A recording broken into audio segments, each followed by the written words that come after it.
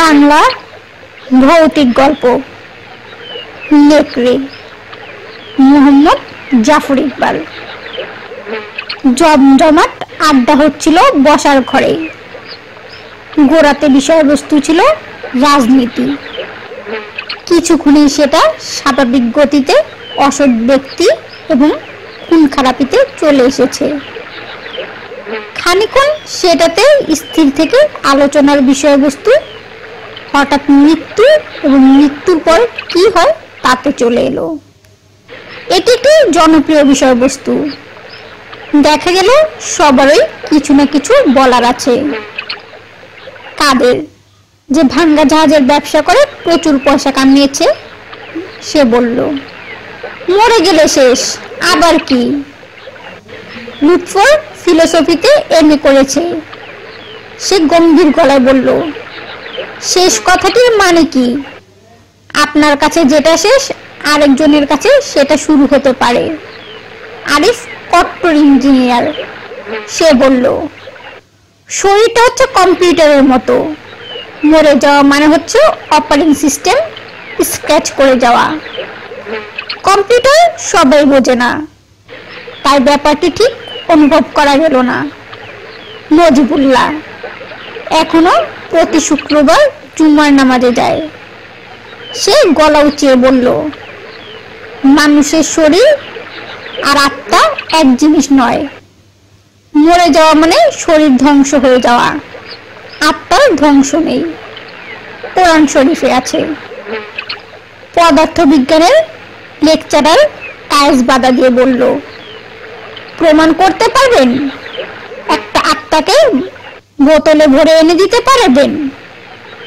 High voltage দিয়ে discharge করে স্পেকট্রামটা দেখতাম। উত্তরে মজিবুল্লাহ কি একটা বলতে যাচ্ছিল।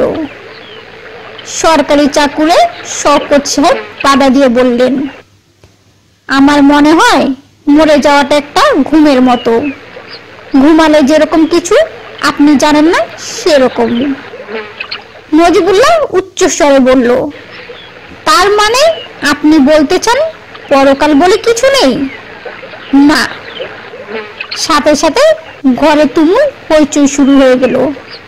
পরকাল আছে, পরকাল নেই, এবং থাকলেই বা কি আর না থাকলেই বা কি।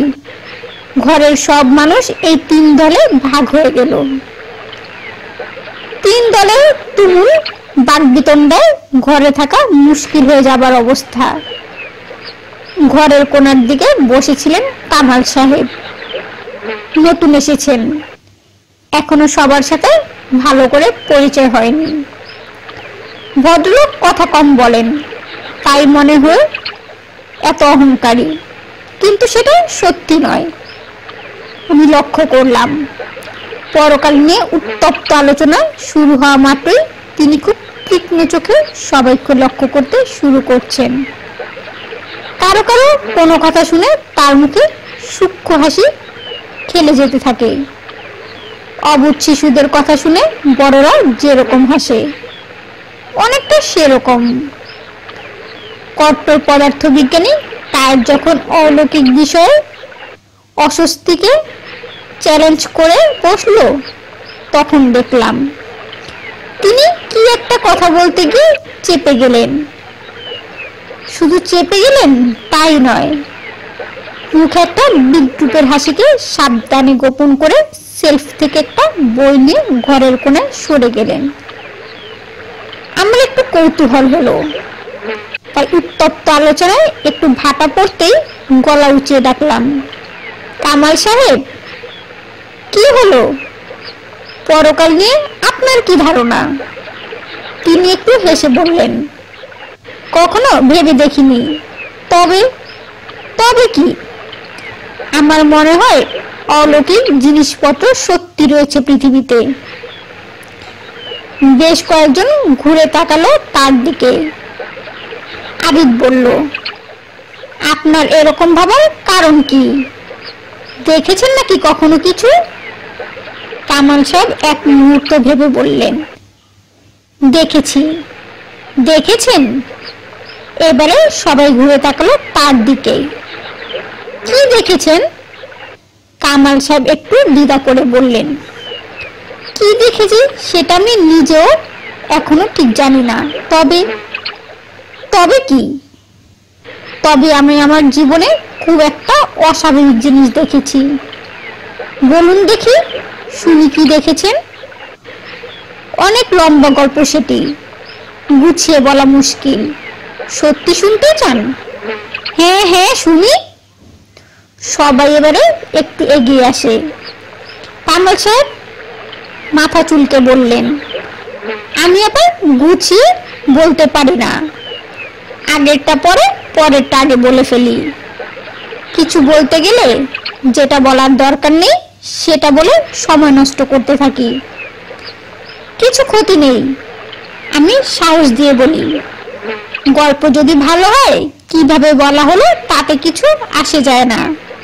তা ঠিক, তবে মুশকিল হলো গল্পটা ভালো কিনা সেটাও আমি জানি না। শুনুন তাহলে। আমি তখন নতুন আমেরিকায় গেছি।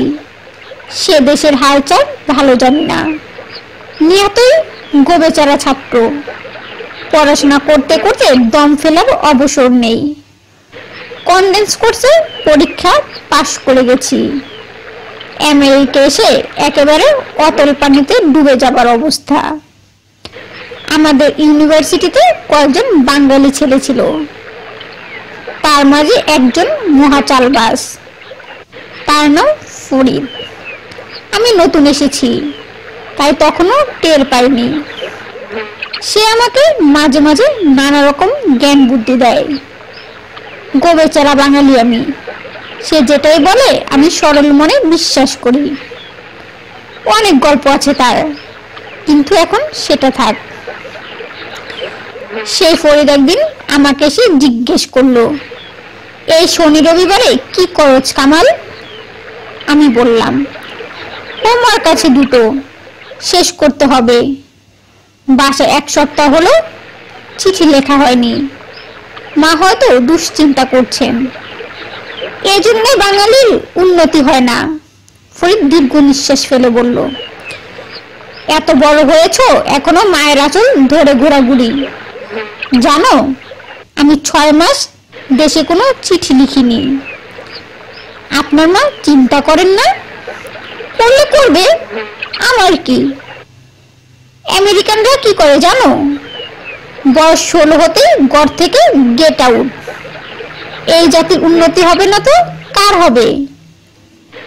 বাসা থেকে গেট আউটের সাথে জাতির উন্নতির সম্পর্কটা চট করে ধরা মুশকিল। আমি সে চেষ্টা না করে বললাম, কিন্তু হোমওয়ার্ক দুটা। আরে ধুত্তরি তোমার হোমওয়ার্ক, ফরিদ ধমক দিয়ে বলল। একটা দুটো হোমওয়ার্ক দেরি করে দিলে কিছু হয় না। চলো এই শনি রবিবারে ক্যাম্পিং করে আসি। আমেরিকা এসে কোথাও বের হইনি। পড়াশোনার চাপে একেবারে শেষ হয়ে যাবার অবস্থা। ফরিদের কথা শুনে কেমন জানি নরম হয়ে গেলাম। 2 দিনের জন্য সবকিছু ছেড়ে ছুড়ে ক্যাম্পিং করতে যাব ভেবে কেমন জানি জিভে পানি এসে গেল। ফরিদ আমাকে কি কি নিতে হবে তার একটা লম্বা লিস্ট দিয়ে গেল। সেখানে নেই এমন জিনিস নেই। আমি কষ্টে তবু অনেক লোকজনকে ধরাধরি করে জিনিসপত্র জোগাড় করে শুক্রবার রাতে সকাল সকাল শুতে গেলাম। শনিবার খুব ভোরে আমাকে ফরিদে এসে তুলে নেবার কথা, কিন্তু আমাকে ঘুম থেকে তুলল মুস্কো জোয়ান এক আমেরিকান ছেলে। এদেশের লোকের কথা তখনও ভালো বুঝতে পারি না, ভাষা ভাবে বুঝলাম। ফরিদ তাকে পাঠিয়েছে আমাকে তুলে নেবার জন্য। আমি ভেবেছিলাম শুধু ফরিদ আর আমি যাব। বিদেশি লোকজন থাকলে আমি কি আর যাই? যাই হোক, তখন কিছু করার নেই। আমি তাড়াতাড়ি তৈরি হয়ে বের হলাম।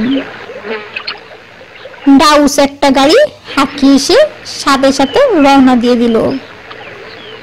ফরিদকে তার বাসা থেকে না তুলে যখন সে হাইওয়েতে উঠে গেল, আমি একটু অবাক হয়ে তাকে জিজ্ঞেস করলাম, ফরিদকে তুলবে না? সে আরো অবাক হয়ে বলল, ফরিদ? সেটাকে? আমি আকাশ থেকে পড়লাম। তোতলাতে তোতলাতে কোনো মতে বললাম, আমি যে যাব তুমি কেমন করে জানলে? ছেলেটি কাঁধ ঝাঁকিয়ে বলল, আমি ইউনিভার্সিটি ক্যাম্পিং এর দায়িত্বে আছি, লোকজনকে খোঁজ খবর দেই। গত সপ্তাহে একজন ফোন করে বলল তুমি নাকি খুব ক্যাম্পিং এ যেতে চাও, তোমাকে যেন কেউ একজন নিয়ে যায়। এই সপ্তাহে আমি যাচ্ছিলাম, তাই তোমাকে নিয়ে যাচ্ছি। আমার তখনও বিশ্বাস হয় না। চিঠি করে বললাম, ফরিদকে তুমি চেনোই না? ছেলেটি মাথা নেড়ে বলল, না, কখনো নামও শুনিনি। আমি চোখে আবার দেখলাম, পড়াশোনা ছেড়ে সম্পূর্ণ অপরিচিত মুস্ক একজন আমেরিকানের সাথে দুদিনের জন্য গভীর জঙ্গলে পাঠিয়ে দেবার মতো রসিকতা যে ফরিদ ছাড়া আর কেউ করতে পারে না, সেটা আমি তখনও জানি না। এখানকার খবরের কাগজে কত রকম খুন খারাপির কথা পড়ি। এই লোক যদি আমাকে খুন করে জঙ্গলে পুঁতে ফেলে, কেউ তো জানতেও পারবে না। ছেলেটি কিছু একটা আঁচ করতে পারলো, বলল, তুমি যদি তোমার বন্ধুকে ছাড়া একা একা যেতে না চাও, আমাকে বলো, তোমাকে তোমার বাসায় নামিয়ে দিই। আমি প্রায় যে ক্যাম্পিং করতে, পরের বার তোমার বন্ধুকে নিয়ে একটা প্রোগ্রাম করা যাবে। ছেলেটির সহৃদয় কথাটি আমায় একটু সাহস দিল। বললাম, না না, চলো যাই। আমি আগে কখনো ক্যাম্পিং এ যাইনি, তাই আমাকে নিয়ে তোমার খুব সমস্যা হবে। ছেলেটি একদম হেসে বলল, কাউকে নিয়ে সমস্যা হয় না। জঙ্গলে তো আর নিয়ম কানুন নেই যে তুমি ভুল করবে। তুমি ঘাবড়িও না, দেখবে খুব মজা হবে। আমি তখন প্রথমবার নিজেকে বিশ্বাস করানোর চেষ্টা করতে থাকি যে সত্যি খুব মজা হবে। একটু পর সত্যি সত্যি আমার মজা লাগতে থাকে। আগে কখনো ঘর থেকে বের হইনি, যেটাই দেখি মুগ্ধ হয়ে যাই। এই এলাকাটা ভারী সুন্দর, একই সাথে পাহাড় আর হ্রদ, তার মাঝে সবুজ ঘন অরণ্য দেখে চোখ দুটি জুড়িয়ে যায়। ছেলেটির নাম জন লেমিং, একটু ভাবুক ধরনের ছেলে, খুব একটা কথা বলে না, কিন্তু খুব সহৃদয় ধরনের মানুষ। বুঝতে পেরেছে যে আমি এর দেশে একেবারেই নতুন, কিছুই জানি না। সে খুব খুঁটিয়ে খুঁটিয়ে আমাকে সবকিছু বলে দিতে থাকে। দুপুরে যখন ম্যাকডোনাল্ড নামে হ্যামবার্গার খাবার জায়গায় থামলাম, সেখানেও সে আমাকে বুঝিয়ে দিল যে এটার নাম হ্যামবার্গার, হলো জিনিসটা গরুর মাংস দিয়ে তৈরি। শুধু তাই নয়, আমেরিকানদের সব রীতিনীতি ভঙ্গ করে সে আমার খাবারের পয়সা দিয়ে দিল। কিছুতেই আমাকে দিতে দিল না। আমার তখন ছেলেটিকে ভালো লাগতে শুরু করেছে এবং প্রথমবার ফরিদ যে সাথে নেই সেজন্য খুশি হয়ে উঠতে থাকি। প্রায় সারাদিন গাড়ি চালিয়ে বিকেল 3টার দিকে আমরা গন্তব্যস্থলে পৌঁছালাম। পাহাড়ের গা ঘেঁষে ছবির মতন একটি জায়গা, নাম অলিমাওয়া, রেড ইন্ডিয়ানদের দেওয়া নাম। জনতার গাড়ি এক জায়গায় পার্ক করে গাড়ি থেকে নামলো। সেখানে আরো কয়েকটা গাড়ি পার্ক করে রাখা আছে। অন্যান্য যারা এসেছে তারাও এখানে গাড়ি রেখে পাহাড়ের উপর উঠে গেছে। আমরা গাড়ি থেকে নামলাম। জনের সাথে হাত লাগিয়ে জিনিসপত্র বের করা হলো। তার একটা ডাউস ব্যাকপ্যাকে জিনিসপত্র ভরে রাখা আছে। আমি এ ব্যাপারে নতুন জিনিসপত্রের প্রায় বেসামাল অবস্থা। জন একটু ঠিকঠাক করে দিল। তারপর সময় নষ্ট না করে প্রায় সাথে সাথেই আমরা রওনা দিয়ে দিলাম। জনের কাছে ছোট একটা বই আছে, তাতে নাকি লেখা আছে 1002 ফুট উপরে গেলে পাহাড়ের গা ঘেঁষে একটা হ্রদ পাওয়া যাবে। ভারী চমৎকার একটা জায়গা, সেখানে তাঁবু খাটানোর ইচ্ছা। আমি খুব শক্ত মানুষ, তবে ছেলেবেলায় কাদায় গড়াগড়ি করে খুব ফুটবল খেলেছি। সে কারণেই কি জানি না বেশ খাটার ক্ষমতা আছে। প্রকাণ্ড ব্যাকপ্যাক বোঝাই জিনিস ঘাড়ে নিয়ে জনে পিছু পিছু পাহাড়ে উঠতে শুরু করি। ঘাড়ে বোঝা নিয়ে যাওয়া এক কথা, কিন্তু বোঝা নিয়ে পাহাড়ে ওঠা সম্পূর্ণ অন্য ব্যাপার। যারা কোনোদিন সেটা করেনি তারা বুঝতে পারবে না ব্যাপারটি কি অমানুষিক। জন আমার জন্য আস্তে আস্তে হাঁটছিল, কিন্তু যত ঘন ঘন থামা উচিত তত ঘন ঘন থামছিল না।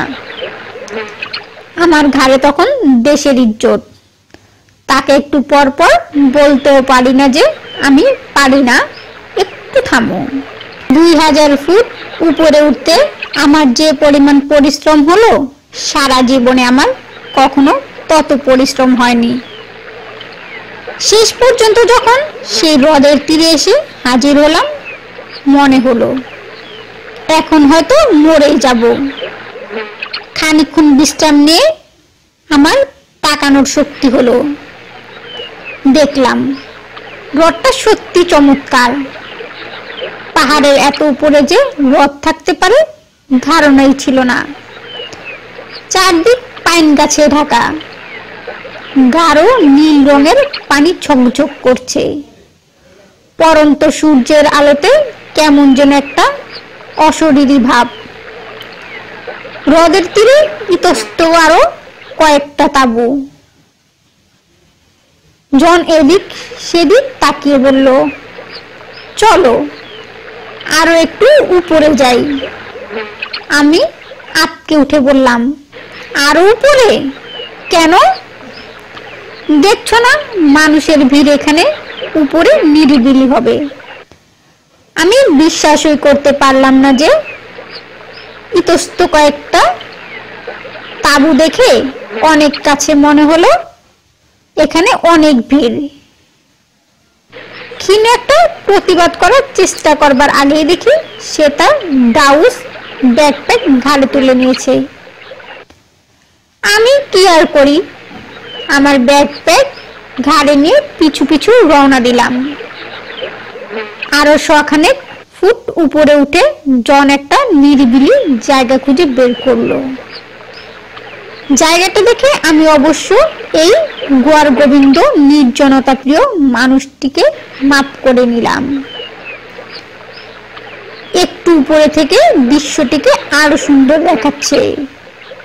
শুধু তাই নয়, দূরে দেখা যাচ্ছে পর্বত শ্রেণী, নীল হালকা নীল হয়ে সেগুলি মিশে গিয়েছে দূরে। মনে হলো জন্ম বুঝি এতদিন পরে সার্থক হলো। জনকে দেখেই বোঝা যায় সে পাহাড়ে পাহাড়ে ঘোরাঘুরি করে সময় কাটায়। ব্যাকপ্যাক থেকে তাঁবুটা বের করে চোখের পলকে দাঁড় করিয়ে ফেললো। গোল গম্বুজের মতো তাঁবু, সামনে ছোট দরজা, হাঁটু গেড়ে ভিতরে ঢুকতে হয়। ভিতরে আমাদের স্লিপিং ব্যাগ দুটি পেতে দেওয়া হলো। দেখে ভিতরে বেশ একটা আরামদায়ক আস্তানার মতো মনে হতে থাকে। ইচ্ছে হচ্ছিল তখনই শুয়ে পড়ি, কিন্তু শোয়া গেল না। বাইরে জন খুটখাট শব্দ করে কি যেন করছে। বের হয়ে দেখি সে ছোট একটা গ্যাসোলিনের চুলায় রান্না চাপিয়েছে। রান্না অবশ্য সত্যিকার অর্থে রান্না নয়, বাটিতে পানি গরম করছে, সাথে স্যুপের প্যাকেট আছে। ফুটন্ত পানিতে প্যাকেট খুলে ছেড়ে দিলেই নাকি গরম স্যুপ হয়ে যাবে।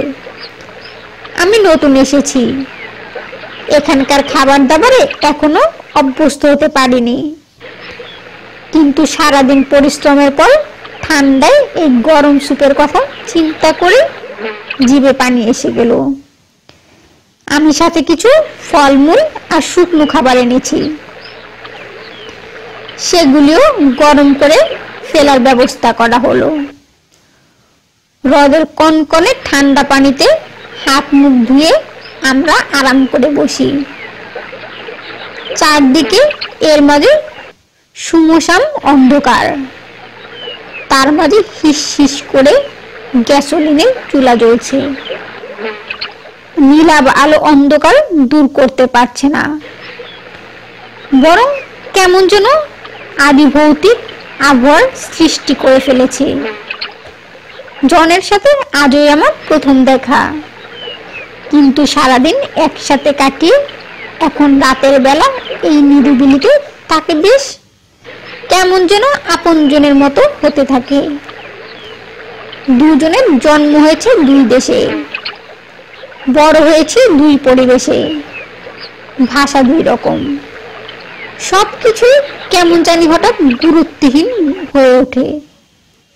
মনে হতে থাকে দুজন দুজনকে দীর্ঘদিন থেকে চিনি। আস্তে আস্তে কথায় কথায় নিজেদের পরিবার, ভাই বোন, বাবা মায়ের কথা চলে আসতে থাকে। খাওয়ার পর দুইজন দুই মগ কফি তৈরি করলো। আমি তখনও কফি খাওয়া শিখিনি। প্রচুর দুধ এবং চিনি মিশিয়ে পায়েসের মতো করে দিলে খেতে পারি।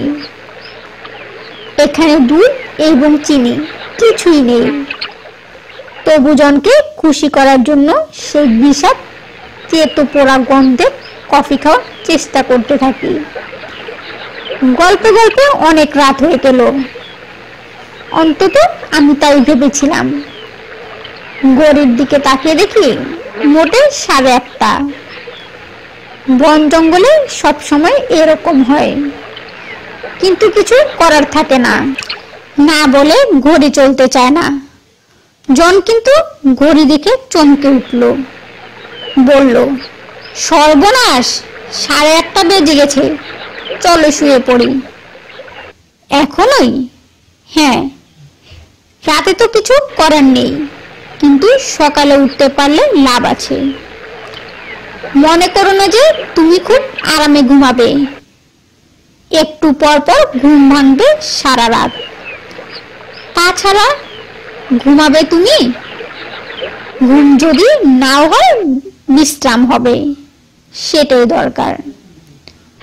আমরা উঠতে যাব, হঠাৎ করে যেন জাদু মন্ত্রের মতো চারদিক আলো হয়ে গেল। আমি অবাক হয়ে বললাম, কিসের আলো? চাঁদ। পাহাড় এতক্ষণ চাঁদকে আড়াল করে রেখেছিল বলে দেখতে পাইনি, এখন হঠাৎ করে বের হয়ে চারদিক আলো করে দিয়েছে। প্রকৃতির এই অস্বাভাবিক সৌন্দর্য দেখে আমি কয়েক মুহূর্ত কোনো কথা বলতে পারি না। দূরের পাহাড়ের সারি, পাইন গাছ, পাথরের উপর দিয়ে একটা ছোট ঝর্ণা বয়ে যাচ্ছে, সব মিলিয়ে একেবারে অলৌকিক একটা দৃশ্য। জন আস্তে আস্তে বলল, আমার মনে ছিল না আজ পূর্ণিমা। আমি বললাম, শহরে কি আর কেউ অমাবস্যা পূর্ণিমার কথা খেয়াল রাখে? আমি রাখি। আমি পূর্ণিমার রাতে কখনো ঘর থেকে বের হই না। যদি জানতাম পূর্ণিমা আজ, আসতাম না। অবাক হয়ে জিজ্ঞেস করলাম, কেন? আছে একটা ব্যাপার। জন গম্ভীর হয়ে চাঁদের দিকে তাকিয়ে থাকে, তার মুখে কেমন যেন একটা ভয়ের ছাপ পড়ে গেছে। আমি কি বলবো বুঝতে পারলাম না। জন খানিকক্ষণ চুপ করে থেকে জিজ্ঞেস করলো, তুমি কি অলৌকিক জিনিস বিশ্বাস করো? আমি, না। তোমাদের দেশে তো অনেক রকম রহস্যময় ব্যাপার আছে, তবু বিশ্বাস করো না? না, আমাদের দেশে কোনো রহস্যময় ব্যাপার নেই। অনেক কুসংস্কার আছে, কিন্তু কোনো রহস্যময় ব্যাপার নেই। তুমি ওয়ারউলফ এর কথা শুনেছো? আমি একটু হেসে বললাম, হ্যাঁ শুনেছি। পূর্ণিমার রাতে কোনো কোনো মানুষ নেকড়ে বাঘ হয়ে যায়। হ্যাঁ। মানুষ কিভাবে ওয়ারউলফ হয় জানো? না। একটা ওয়ারউলফ যখন অন্য একজন মানুষকে কামড়ায়, তাহলে সেই মানুষটি ওয়ারউলফ হয়ে যায়। মজার ব্যাপার তো। আমি ঠাট্টা করে জিজ্ঞেস করলাম, আছে নাকি তোমার পরিচিত কোনো ওয়ারউলফ? জন উত্তর না দিয়ে আবার চাঁদের দিকে তাকিয়ে থাকে। আমি একটু ঘাবড়ে গিয়ে বললাম, কি ব্যাপার জন? তুমি মনে হচ্ছে খুব চিন্তিত। না, চিন্তা করে আর কি হবে? একটু থেমে বলল, তোমাকে বলি তাহলে ব্যাপারটা। বছর দুয়েক আগে একবার আমি ক্যাম্পিং করতে গিয়েছিলাম। একটা ছোট পেট্রোল পাম্পে পেট্রোল নিচ্ছি। তখন সেখানকার লোকরা বলল, এই এলাকায় নাকি একটা ওয়ারউলফ আছে। পূর্ণিমার রাতে বের হয়, সারা রাত ডাকাডাকি করে। রেঞ্জার ফরেস্ট অফিসার অনেকবার রকম চেষ্টা করেও ধরতে পারেনি। আমি ব্যাপারটিতে কোনো গুরুত্ব দেইনি। একটা নদীর ধারে ক্যাম্প করে রাত কাটাতে গিয়েছি। সেদিনও পূর্ণিমার রাত। গভীর রাতে শুনি কে যেন আমার তাঁবুর উপর নখ দিয়ে শব্দ করছে। আমি টর্চ লাইট জ্বালিয়ে ফাঁক দিয়ে উকি দিতে দেখি একটা ভালুক। ভালুক আগে আমি অনেক দেখেছি, মানুষকে সাধারণত গাটায় না। আমি ভাবলাম এবারে তাই হবে, কিন্তু ভালুকটা সরে না গিয়ে দাঁড়িয়ে গজরাতে লাগলো। আমি ভয় দেখানোর জন্য যে টর্চ লাইটটা হাতে নিয়ে হাত নেড়েছি, সেই আমার উপর ঝাঁপিয়ে পড়লো। তাঁবুর উপর দিয়ে হাতে দাঁত বসিয়ে দিয়েছিল। আমি চিৎকার করে টর্চ লাইট দিয়ে ওটার মাথায় মারতে লাগলাম। তখন হঠাৎ করে আমাকে ছেড়ে পালিয়ে গেল। হাত থেকে রক্ত পড়ছিল, কিন্তু আমি কিছু করতে পারছিলাম না। বের হয়ে সাহায্যের জন্য যাব তার উপায় নেই। ভাল্লুকটা সারা রাত আশেপাশে নাকি সুরে কাদার মতো শব্দ করছিল। আমি কোনো মতে ফার্স্ট এইডের জিনিস দিয়ে হাত বেঁধে রক্ত বন্ধ করছিলাম। ভোর রাতের দিকে হঠাৎ করে ভালুকটার সারা শব্দ বন্ধ হয়ে গেল। তখন বের হয়ে এসে কোনো মতে রাস্তার পাশে হাজির হলাম। খুব বাঁচা বেঁচে গেছি সেবার। আমি প্রায় নিঃশ্বাস বন্ধ করে শুনছিলাম। জিজ্ঞেস করলাম, সেই ভালুকটার কি হলো? কিছু হয়নি, কেউ ধরতে পারেনি। অনেকদিন নাকি পূর্ণিমার রাতে ফিরে আসতো, কিন্তু সে পর্যন্তই। অনেকে বলে সেটাই ওয়ারউলফ। কিন্তু তুমি তো বললে ভালুক। ভালুক ওয়ারউলফ হবে কেমন করে? উলফ মানে তো নেকড়ে। তা আমি জানি না। যে কোনো প্রাণী নাকি ওয়ারউলফ হতে পারে। অনেকে বলেছে সেটা আমাকে কামড়েছে, তাই আমি নাকি ওয়ারউলফ হয়ে যাব। আমি শব্দ করে হাসতে গিয়ে থেমে গেলাম। জিজ্ঞেস করলাম, তুমি সত্যি সেটা বিশ্বাস করো? আগে করতাম না, কিন্তু এক পূর্ণিমার রাতে বাসায় ফিরছি। ইউনিভার্সিটির মোড়ে যেই গাড়ি ঘুরিয়েছি, দেখি আকাশে মস্ত পূর্ণিমার চাঁদ। দেখা মতো আমার শরীর কাঁটা দিয়ে উঠল। সত্যি? হ্যাঁ।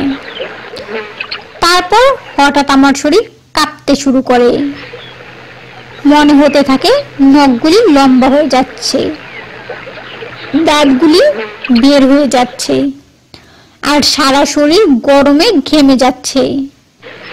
আমি ভয় পেয়ে কোনো মতে গাড়ি চালিয়ে বাসায় এসেছি।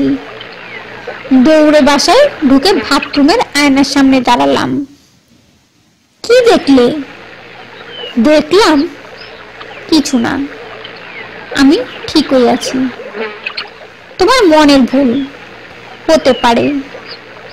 জন একটা ছোট নিঃশ্বাস ছেড়ে বলল, আমার কিন্তু জীবনের কখনো মনের ভুল হয়নি। সেই থেকে আমি সব পূর্ণিমার রাতে বন্ধু বান্ধব নিয়ে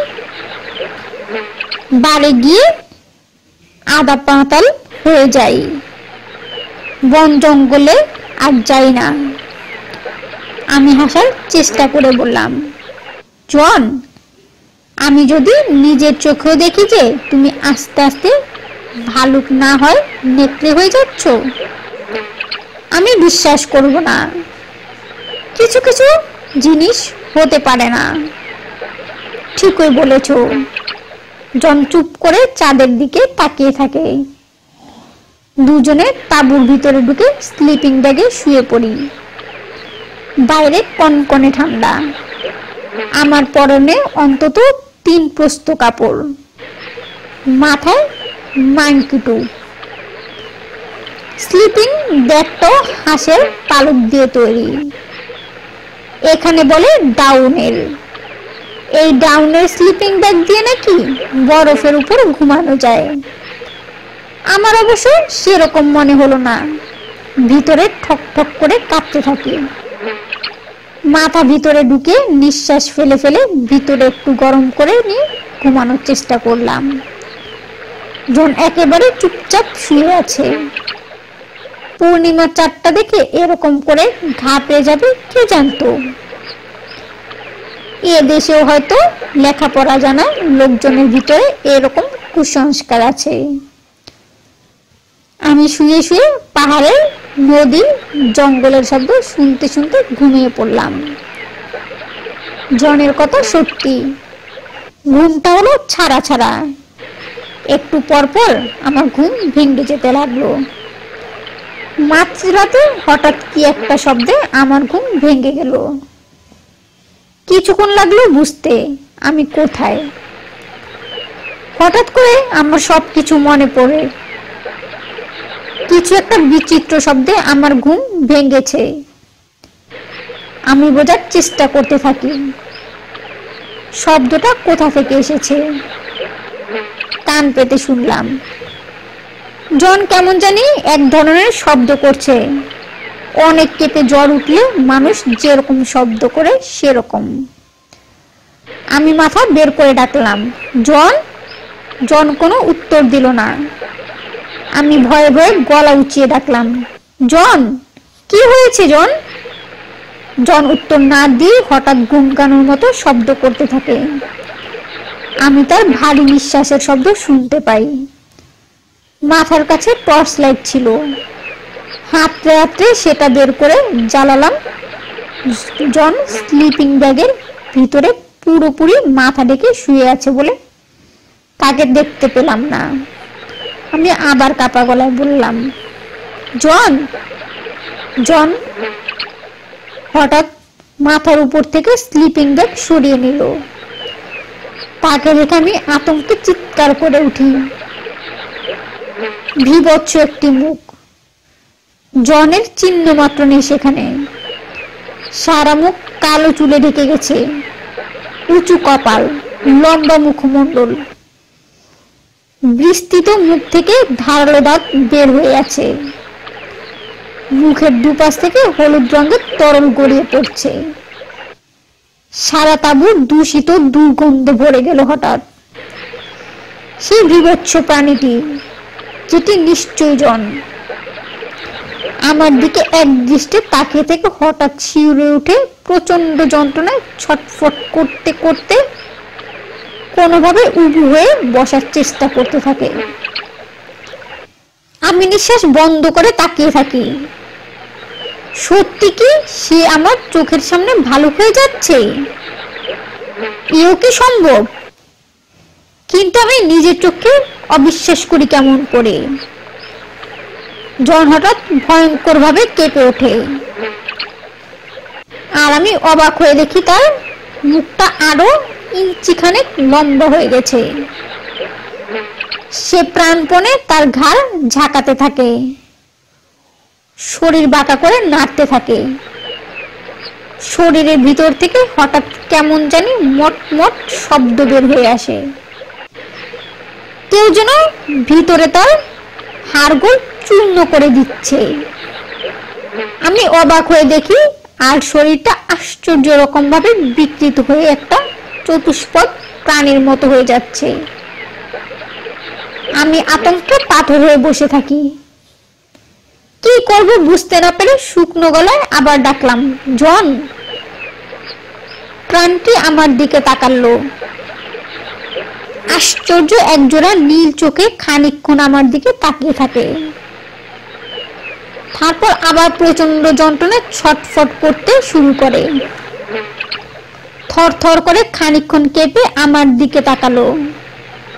মুখটা আরো লম্বা হয়ে গেছে, সমস্ত শরীর কাল লোমে ঢেকে গেছে।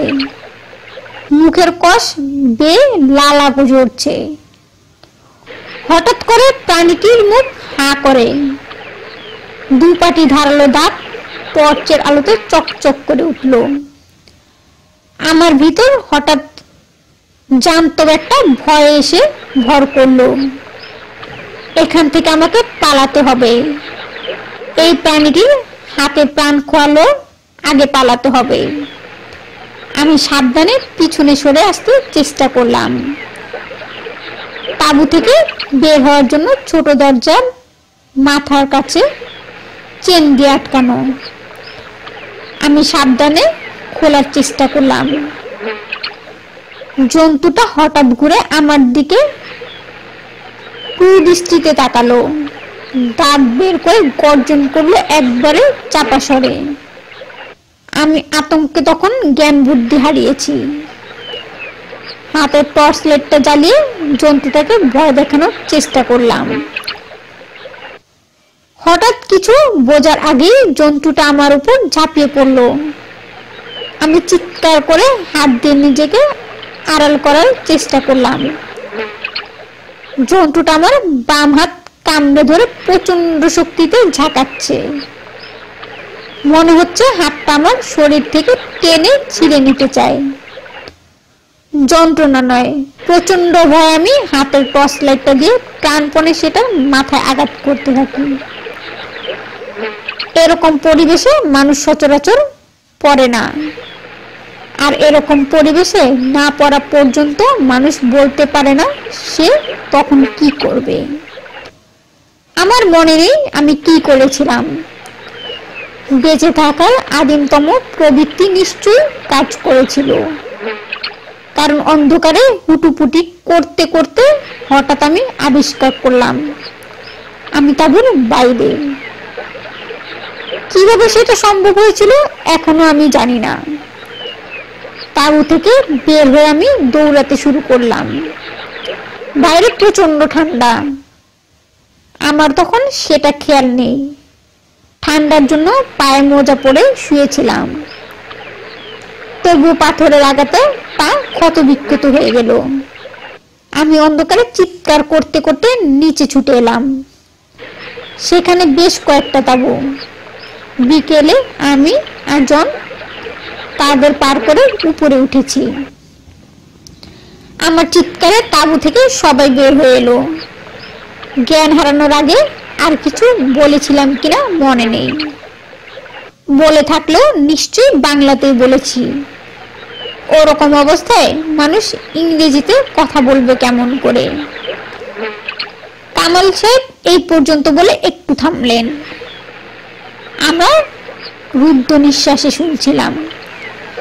নিঃশ্বাস আটকে রেখে বললাম, তারপর? দেখতেই পাচ্ছেন জানে বেঁচে গেলাম। আমাকে দেখে সবাই বুঝতে পেরেছে ভালুক বা অন্য কোনো প্রাণী আক্রমণ করেছে। নিচে খবর পাঠানো হলো। রেঞ্জার ছুটে এলো উপরে, স্ট্রেচারে করে নামানো হলো আমাকে নিচে। আমি অবশ্য এসব কিছু জানি না। আর জনের কি হলো? কামাল সাহেব খানিকক্ষণ চুপ করে রইলেন, তারপর বললেন, সেটা আরেক কাহিনী। পুলিশ আর রেঞ্জার আমাদের তাঁবুতে গিয়ে দেখে পুরো তাঁবু লন্ডভন্ড হয়ে আছে, জনের চিহ্ন মাত্র নেই। সবাই আশঙ্কা করলো ভালুকের হাতে জনের কিছু একটা হয়েছে। অনেক খোঁজাখুঁজি করা হলো জনের। সে রাতে তাকে পাওয়া গেল না। সে ফিরে এলো পরদিন ভোরে, বিধ্বস্ত চেহারা। রাতে কি হয়েছে কিছুই মনে করতে পারে না।